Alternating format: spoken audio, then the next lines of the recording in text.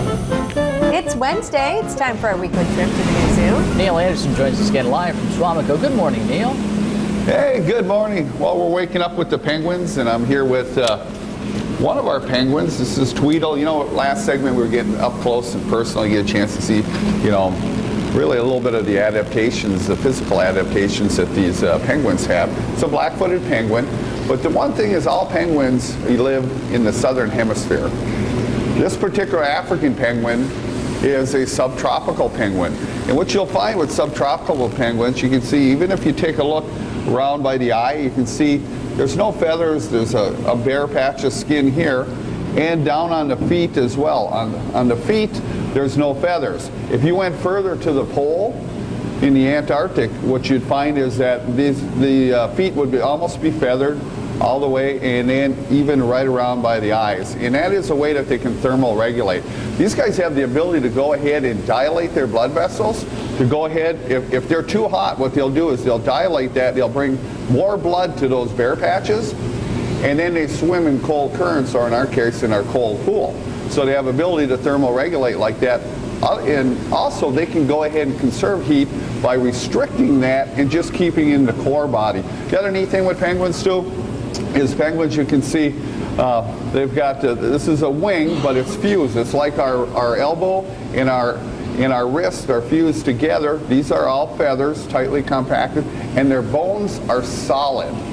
Okay, unlike, you know, most birds that are more hollow bones, and that is so that it can counterweight them or in the water as well. What a lovely looking animal. Yeah. Hey, Neil, Yeah, isn't he? we've been talking about the animals on the loose in Zanesville, Ohio. They escaped Sure. from the wildlife preserve.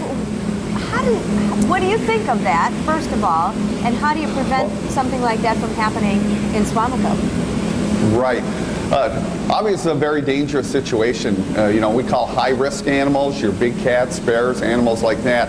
You know, we have multiple lockdown procedures that we have, and multiple locks and caging systems and fencing systems, so that, you know, if one thing, you know, happens, hopefully there's several things have to happen before you get an animal to escape. We have escape drills as well.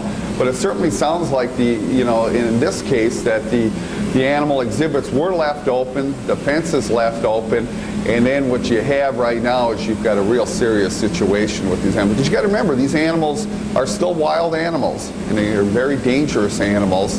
And the other thing is they're out of their element. They're outside of their cage, so they're not comfortable with the surroundings as well. So the stress levels on those animals are really elevated.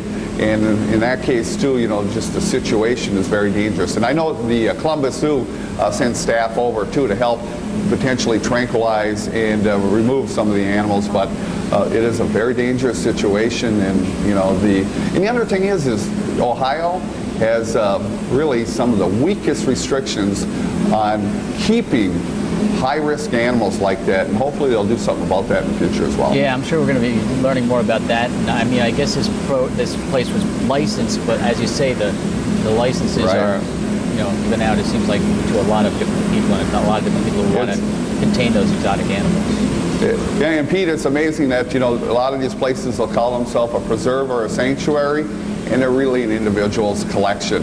And then when they put the public at danger, you know, that's not a good thing. Well, hopefully it'll change things for the better here. Thanks, Neil, for Absolutely. your perspective. We really appreciate it. Sounds good.